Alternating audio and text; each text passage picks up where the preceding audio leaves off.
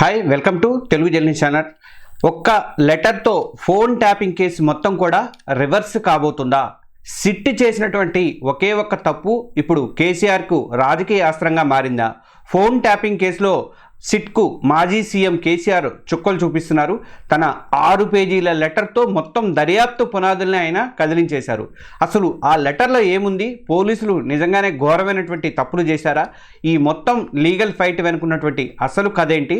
పదండి ప్రతి పాయింట్ని కూడా వివరంగా చూద్దాము. ఇంకా మన ఛానల్ ఎవరైనా సబ్స్క్రైబ్ చేసుకోకపోతే సబ్స్క్రైబ్ చేసుకోండి. ఇక కొన్ని నెలలుగా తెలంగాణ రాజకీయాలను షేక్ చేసినటువంటి case phone tapping case. BRS ప్రభుత్వంలో ప్రతిపక్ష నేతలు కానీ, వ్యాపారులు కానీ, మరి జర్నలిస్టులు కానీ చివరికి సొంత పార్టీ నేతల ఫోన్లను కూడా సీక్రెట్గా ట్యాప్ చేశారన్నది ఇప్పుడు ప్రధానంగా వస్తున్నటువంటి ఆరోపణ. దీని మీద కాంగ్రెస్ ప్రభుత్వం స్పెషల్ ఇన్వెస్టిగేషన్ టీమ్ అంటే సిట్ని కూడా ఈ మధ్య ఏర్పాటు చేసింది. ఈ సిట్ ఇప్పటివరకే కొంతమంది కీలకమైనటువంటి ఆఫీసర్లను కూడా అరెస్ట్ చేసింది. అంతకుముందు పోలీసులు చేశారు. ఇంకా వాళ్ళంతా పెద్దల ఆదేశాలతోనే పనిచేస్తామని చెప్పడంతో ఇప్పుడు కేసు మొత్తం కూడా పొలిటికల్ టర్న్ తీసుకుంది. అధికారులు ఏమంటారు, మేము పొలిటికల్గా వాళ్ళు చేయమంటే చేశాం కాబట్టి అధిక పెద్దవాళ్ళు చెప్తేనే చేశామని చెప్పేవారు కాబట్టి ఇప్పుడు అంతా కూడా పొలిటికల్ టర్న్ తీసుకుంది ఈ ఇష్యూ అంతా కూడా. ఈ క్రమంలోనే కేటీఆర్, హరీష్ రావు లాంటి బీఆర్ఎస్ టాప్ లీడర్ను కూడా సిట్టు గంటల తరబడి విచారించింది. ఇప్పుడు ఆ విచారణ వేడి అనేది డైరెక్ట్గా పార్టీ బాస్ అండ్ మాజీ ముఖ్యమంత్రి అయినటువంటి కేసీఆర్ వరకు కూడా చేరింది. ఆయన స్టేట్మెంట్ రికార్డు చేయడానికి సిఆర్పిసి సెక్షన్ 160 కింద సిట్ అయితే నోటీసులు అయితే ఇచ్చింది. ఇక్కడే అసలైనటువంటి ట్విస్ట్ అనేది మొదలైందనట. ఆ నోటీసులు ఇచ్చినటువంటి పద్ధతిని, దానిలో ఉన్నటువంటి చట్టపరమైనటువంటి అంశాలని ప్రశ్నిస్తూ కేసీఆర్ సిట్కి ఏకంగా 6 పేజీల లెటర్ రాశారు. అది ఇప్పుడు కేవలం ఒక సమాధానం కాదు, సిట్టు దర్యాప్తుకే పెద్ద లీగల్ ఛాలెంజ్గా మారిందని చెప్పుకోవచ్చు. కేసీఆర్ 6 పేజీల లేఖ పాయింట్ల వారీగా మనం ఒకసారి విశ్లేషణ చేద్దాము. కేసీఆర్ తన అనుభవాన్నంతా ఉపయోగించి కేవలం రాజకీయ విమర్శలు కాకుండా చట్టంలో ఉన్నటువంటి పాయింట్లను ఆధారంగా చేసుకొని ఆయన సిట్టును ఇరుకును పెట్టే ప్రయత్నం అయితే చేశారన్నమాట. ఆయన లెటర్లో హైలైట్ చేసిన కీలక అంశాలు ఏంటనేది మనం ఒకసారి చూద్దాము. ఫస్ట్ పాయింట్, నెంబర్ 1 పాయింట్, ఇంటి గోడకు నోటీసు అంటిస్తారా? ఇది నన్ను అవమానించడమే అని చెప్పి ఫస్ట్ పాయింట్. ఇది కేసీఆర్ లేవనెత్తినటువంటి మొట్టమొదటి అత్యంత కీలకమైనటువంటి అభ్యంతరం అని చెప్పాలి. ఇది కేసీఆర్ అందుబాటులో లేరు అనే కారణంతో ఏం చేసిందంటే సిట్టు అధికారులు ఆయన నందినగర్లో ఉన్నటువంటి ఆయన ఇంటికి గోడకి నోటీసులు అంటించి వెళ్ళిపోయారన్నమాట. ఇది మాజీ సీఎం కేసీఆర్ తీవ్రంగా తప్పుపడుతున్నారు. ఇది కేవలం ప్రొసీజర్ ఫాలో అవ్వకపోవడం కాదు, 10 ఏళ్లుగా ముఖ్యమంత్రి పనిచేసినటువంటి వ్యక్తిని అవమానించడమే అని చెప్పేసి ఆయన అయితే అభ్యంతరం చెప్పారు. నోటీసును వ్యక్తిగతంగా ఇవ్వాలి, లేదంటే కుటుంబ సభ్యులకైనా అందించాలి, కానీ అంతేగాని ఇలా గోడ కంటించడం అనేది నా గౌరవానికి భంగం కలిగించడమే అని చెప్పేసి కేసీఆర్ ఆ లెటర్లో చెప్పారు. ఆయన వాదనలు అయితే ఆ విధంగా ఉన్నాయి. ఇది తన వ్యక్తిగత ప్రతిష్టకు జరిగినటువంటి నష్టం అని చెప్పేసి కేసీఆర్ అయితే భావిస్తున్నారు. ఎవరో దొరకలేదని చెప్పి ఏదో అంటించిపోయినట్టు ఉంది. ఇది ఆయనకి మాజీ సీఎం కాబట్టి కంపల్సరీగా ఆయనకి ఇస్తే ఏం పోయింది, లేదంటే కుటుంబ సభ్యులకి ఇస్తే ఏం పోయింది అనేది ఆయన పాయింట్. ఇక పాయింట్ నెంబర్ 2 వేసుకుంటే అడ్రస్ ఒకటి, మీరు వచ్చింది మరొక చోటికి అని చెప్పేసి. ఇది రెండోది ఏంటంటే అడ్రస్ కన్ఫ్యూజన్. పోలీసులు ఏమన్నారంటే కేసీఆర్ ఎన్నికల అఫిడవిట్లో ఉన్నటువంటి పాత అడ్రస్కి ఆయన అఫిడవిట్లో ఏదైతే ఇచ్చారో దానికి వెళ్ళి బంజారాహిల్స్లో ఉన్నటువంటి నందినగర్కి మేము ఇంటికి వచ్చాము, తర్వాత దాన్ని ప్రస్తుతం అక్కడ ఇచ్చాము, అక్కడ నోటీసులు అంటి ఇచ్చామని చెప్తున్నారు. కానీ నేను ఉన్నది ఇప్పుడు ప్రస్తుతం సిద్దిపేట జిల్లా ఎర్రవల్లిలోని ఫామ్ హౌస్లో ఉంటున్నా. మరి ఈ విషయం అందరికీ తెలుసు కదా, మీకు తెలియకపోవడం ఏంటి? కనీసం మీరు హోంవర్క్ చేయకుండా పాత అడ్రస్కి రావడం ఏంటి అని చెప్పేసి కేసీఆర్ అయితే ప్రశ్నిస్తున్నారు. భవిష్యత్తులో ఏమైనా ఉంటే నాకు ఇన్ ఫ్యూచర్లో ఎర్రవల్లి అడ్రస్కే పంపాలి అని చెప్పేసి కేసీఆర్ అయితే ఆ 6 పేజీల లేఖలో స్పష్టం చేశారు. ఇది టెక్నికల్గా పాయింట్ లాగా అనిపించినప్పుడు కూడా విచారణ ఎక్కడ జరగాలి అనే వాదనకు మాత్రం ఇది పునాది వేసిందని చెప్పి చెప్పుకోవచ్చు అనమాట.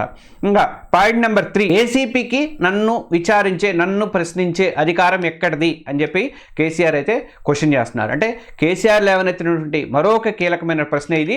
జూబ్లీహిల్స్లో ఏసీపీ స్థాయి అధికారి తనకు నోటీసులు జారీ చేయడానికి కూడా కేసీఆర్ అయితే బలంగా ప్రశ్నిస్తున్నారు. ఒక మాజీ సీఎంని ప్రశ్నించేటప్పుడు సిట్లో ఉన్నత అధికారులకు నోటీసులు ఇవ్వడం అనేది ఒక పద్ధతి, కానీ తన విషయంలో అలా జరగలేదని చెప్పేసి అని అంటున్నారు.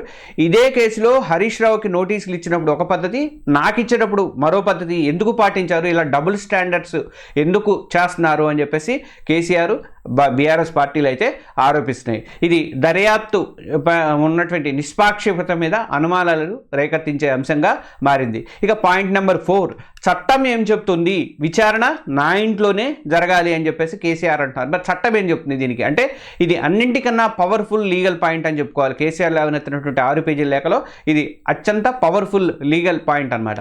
క్రిమినల్ ప్రొసీజర్ కోడ్ సిఆర్పిసిలో ఉన్నటువంటి సెక్షన్ 160 అంటే కొత్త చట్టం బిఎన్ఎస్ఎస్ ఉంది కదా, దాని ప్రకారం దీంట్లో ఏంటంటే 179 సెక్షన్ ప్రకారము 65 ఏళ్ళు 65 ఇయర్స్ పైబడినటువంటి వృద్ధులకి కానీ 15 ఏళ్ల లోపు పిల్లలకి కానీ అలాగే మహిళలను కానీ ఇలాంటి వాళ్ళని పోలీస్ స్టేషన్కి విచారణకి పిలవకూడదు. వాళ్ళ ఇంట్లో కానీ లేదంటే వాళ్ళకి సౌకర్యంగా ఉన్న చోట మరో చోట కానీ మాత్రమే విచారించాలని చెప్పేసి బిఎన్ఎస్ చట్టం కూడా చెప్తుంది. మరి కేసీఆర్ వయసు అంత ఉంది, 70 ఏళ్ళు ఉన్నాయి ఆయనకి. 70 ఏళ్ళు పైబడిన ఆ వ్యక్తికి చట్ట ప్రకారం సిట్ అధికారులే ఆయన నివాసమైనటువంటి ఎర్రవల్లికి వెళ్ళి విచారించాలి తప్ప తనని ఎక్కడికో రమ్మని చెప్పేటువంటి అధికారం సిట్టుకి లేదు అని చెప్పేసి కేసీఆర్ అందులో స్పష్టం చేశారు. ఈ ఒక్క పాయింట్తో కేసీఆర్ సిట్టి నోటీసుల యొక్క చట్టబద్ధతనే ఆయన సవాల్ చేశారు అనమాట. అంటే కోర్టులో చెప్పినా రేపు పొద్దున కోర్టుకి ఇది ఒక పాయింట్ లాగా ఆయనకైతే పనికొచ్చింది అనమాట.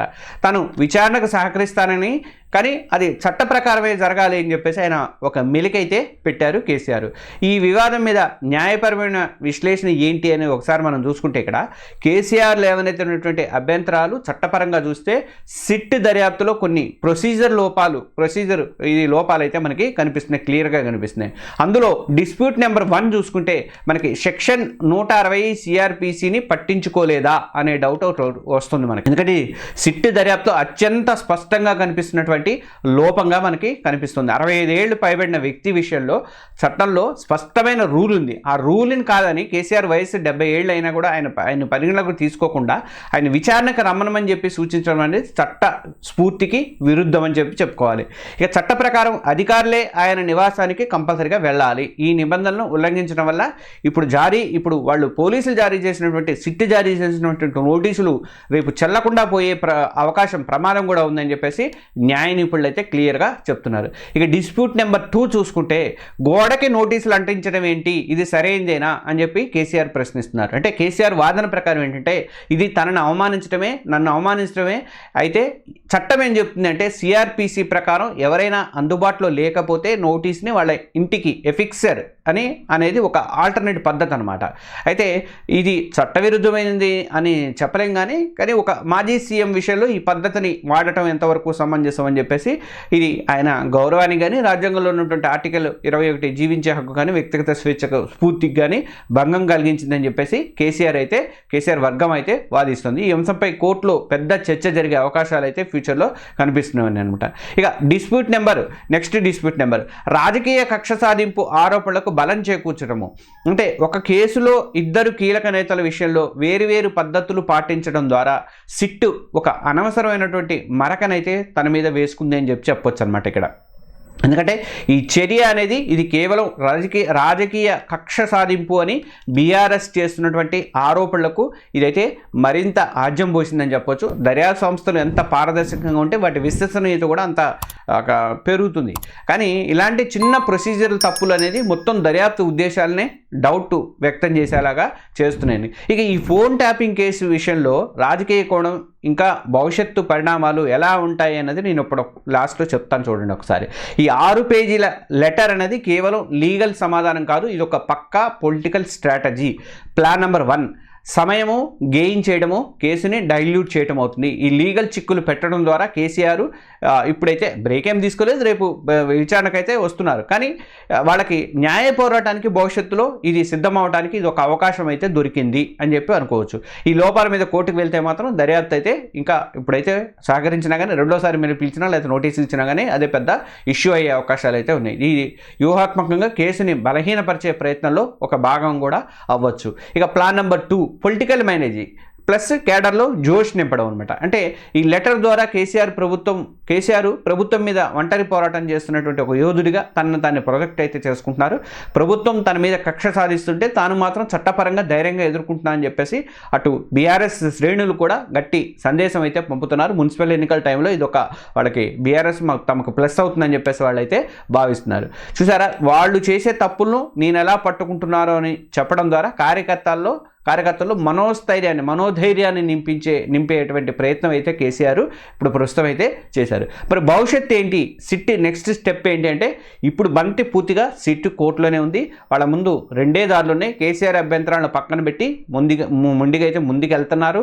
ఇది కోర్టులో తర్వాత నిలబడకపోయే అవకాశాలు అయితే ఎక్కువగా కనిపిస్తున్నాయి. రెండోది ఏంటంటే తమ ప్రొసీజరల్ తప్పుల్ని సరిదిద్దుకుని చట్ట ప్రకారం మరి కేసీఆర్కి మళ్ళీ ఒక నోటీసులు ఇస్తారా ఏంటనే చూడాలి.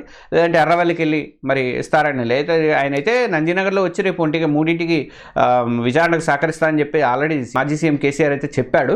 కాబట్టి పోలీసులు అక్కడికి వెళ్ళి విచారణ అయితే జరుపుతారని అనుకుంటున్నాను నేను. మళ్ళీ నోటీసులో ఒకవేళ ప్రొసీజర్లు అదేమన్నా లీగల్గా ఒకవేళ వాళ్ళు కూడా చెప్తే ఒకవేళ మళ్ళీ నోటీసులు ఇస్తారు ఏంటనేది చూడాలి. అదొకటి. తర్వాత ఫోన్ ట్యాపింగ్ కేసు మాత్రం ఇప్పుడు ఒక interesting legal and political game లాగా, చెస్ గేమ్ లాగా అయితే మారుతుందని చెప్పుకోవాలి. ఒకవైపు స్పీడ్గా దర్యాప్తు చేయాలని అనుకుంటుంది సిట్, మరోవైపు అంటే తన అనుభవంతో ఆ దర్యాప్తులో ప్రతి అడుగున కూడా కేసీఆర్ అయితే ప్రశ్నలు అయితే ఇస్తున్నారు. ఈ 6 పేజీల లెటర్ అనేది ఈ ఆటలో కేసీఆర్ వేసినటువంటి ఒక బలమైనటువంటి ఎత్తుగడ అని చెప్పుకోవచ్చు. ఇది కేవలం డిఫెన్స్ కాదు, అటాక్ చేసే ప్రయత్నం అని చెప్పేసి అని అంటారు. ఈ న్యాయ పోరాటంలో మరి చివరకు ఎవరు గెలుస్తారు? పోలీసులు చేసినటువంటి ఈ పొరపాట్లు వల్ల కేసు ఏమన్నా నీరుగారిపోతుందా, లేక సిట్ మరొక పవర్ఫుల్ మూవ్తో ముందుకు వస్తుందా? ఈ విశ్లేషణ మీద మీ అభిప్రాయాలు ఏంటో కింద కామెంట్స్లో చెప్పండి. ప్రతి ఒక్కరు కూడా ఈ కేసులో ప్రతి అప్డేట్ను కూడా మీ ముందుకు తీసుకొస్తాను నేను. ఈ వీడియో నచ్చితే ఒకసారి లైక్ బటన్ ఇవ్వండి, అలాగే మీ ఫ్రెండ్స్తో షేర్ చేయండి. మరిన్ని ఇలాంటి ఇన్డెప్త్ అనాలిసిస్ కోసం అని చెప్పేసి మన తెలుగు జర్నలిస్ట్ ఛానల్ని ఇప్పుడే సబ్స్క్రైబ్ చేసుకోండి. Thank you.